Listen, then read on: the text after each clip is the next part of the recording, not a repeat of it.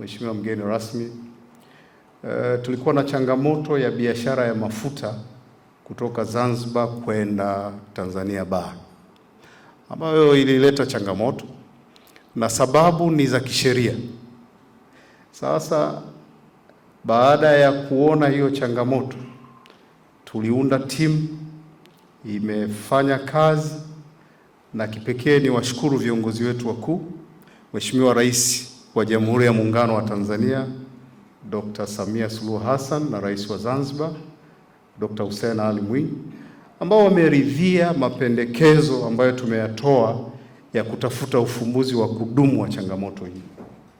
Tumekubaliana kwamba kwa sababu kuna upungufu wa mafuta Tanzania Bara, yale yanayozalishwa ni machache kuliko mahitaji, tutaweka utaratibu maalum ambao na kodi yake itakuwa maalum iliyopunguzwa, ili kuwafanya wafanyabiashara wa Zanzibar waweze kufanya biashara ya mafuta kwa kiasi ambacho ni pungufu Tanzania Bara.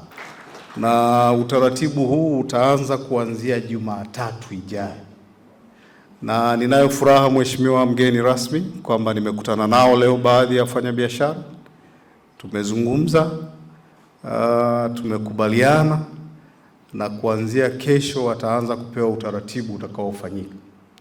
Hii ni moja ya mikakati ya kuondoa usumbufu na vikwazo vya kufanya biashara kati ya Zanzibar na Tanzania Bara.